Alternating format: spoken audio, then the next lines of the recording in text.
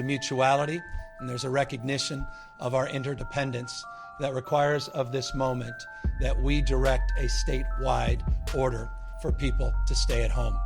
That directive goes into force and effect this evening, and we are confident that the people of the state of California will abide by it.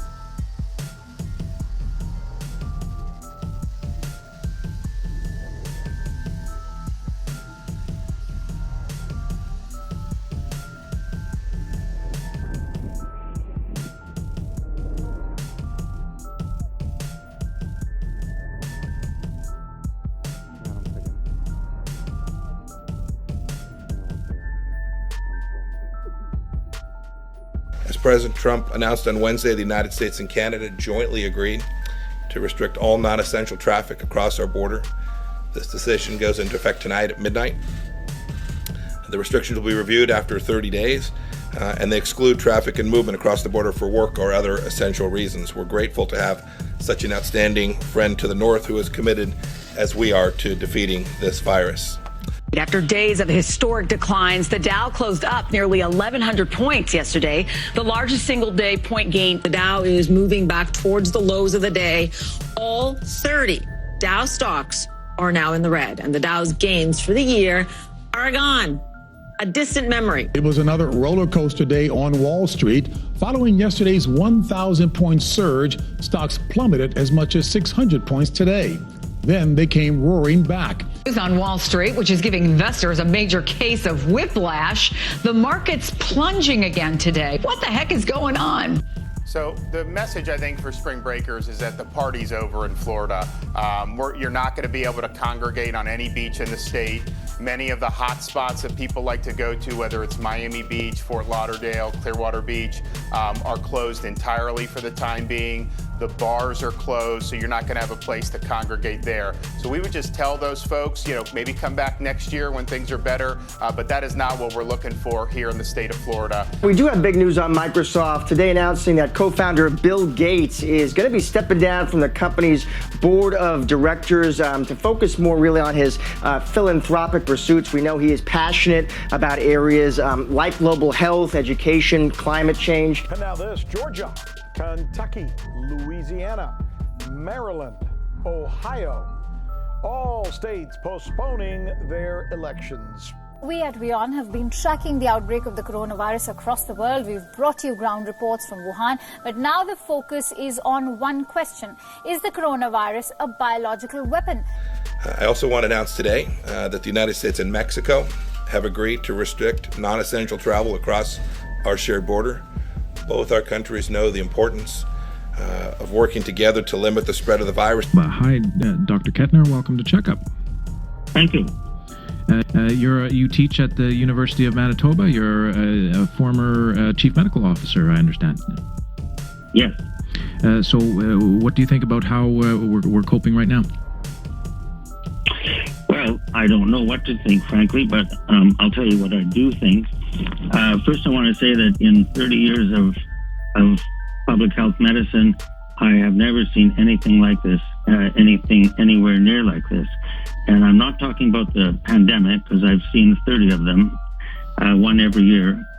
It's called influenza and other respiratory illness viruses that we don't always know what they are. But I've never seen this reaction, and I'm trying to understand why. And I have to say, I really feel for my colleagues that are in public health practice. It's easy for me to sit in the armchair of my office and look at this and observe it and be critical or have ideas. But I really feel for them for three reasons.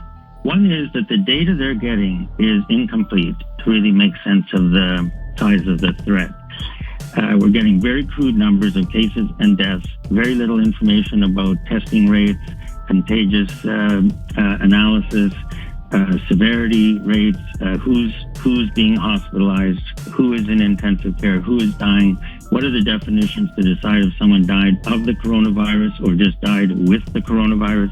There's so much important data that is very hard to get to guide the decision about how serious the threat is this. other part is that we actually do not have that much good evidence for these social distancing methods.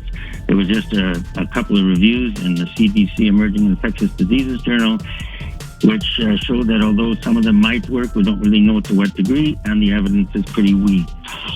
So the third problem is the pressure that is being put on our public health doctors and our public health leaders. Pressure is coming from various places. The first place it came from was the Director General of the World Health Organization, when he said this is a grave threat and public health enemy number one. I've never heard Director General of the WHO use terms like that. Then at the announcement of the pandemic, he said he's doing it because of a grave, alarming, quick spread of the disease and an alarming amount of inaction around the world. That puts a huge pressure on public health doctors and leaders and advisors, and a huge pressure on governments. And then you get this, what seems like a cascade of decision-making that really puts pressure on countries and governments, provincial, states, to sort of keep up with this action that was, that Dr. Hoffman said that we're trying to avoid or should avoid, which is an overreaction. I don't know what's an appropriate reaction, but I do know that I'm having trouble figuring this out. I just interviewed MIT graduate MD Dr. Andrew Kaufman on this COVID disease outbreak. So listen to this. It's only a minute or two, but I want you to hear what I asked him right off the bat. Right off the bat. Right off the bat. I've been telling people that according to peer-reviewed paperwork from the medical community that go back all the way to Louis Pasteur, I believe, a virus has never actually been proven to kill anyone. Is that correct in your medical opinion? Well, I would take that a step further. A virus has never been proven to exist that causes disease. So if it doesn't exist, it certainly cannot kill anyone. Okay, now there's that. I already knew that, but I just wanted to have you reiterate it as simply as possible. The second one is, if everything you just said and everything the scientific and medical community knows is true, then how could this thing be transported through the air? Well, I don't believe that it can be. Because, I mean, dude, have you seen how the social distancing is? I've got people that are, their work will fire them if they are more than 6 feet close to each other. They have to maintain 6 feet apart. This is insanity on steroids. Yes, absolutely. And there's people going beyond that, having checkpoints and monitoring people's vital signs and all kinds of stuff. The Tokyo Olympic Games in July and August could be postponed because of the coronavirus. Japan's Prime Minister Shinzo Abe has acknowledged the possibility of pushing the event back for the very first time, saying a decision could become inevitable. Abe had previously insisted the Games would go ahead as scheduled. The International Olympic Committee opened the door to a postponement on Sunday when it said a final decision would be made within the next 4 weeks, but it added that a cancellation was not on the agenda. Canada and Australia say they will not send teams to a July game. Turning our attention to the Olympic Games this Tuesday, which will be postponed for a year due to the coronavirus pandemic. The decision was announced by the International Olympic Committee president after sports leaders and medical experts insisted that the event be delayed. A number of countries, including Canada and Australia, had said that they would not send athletes to Japan in July.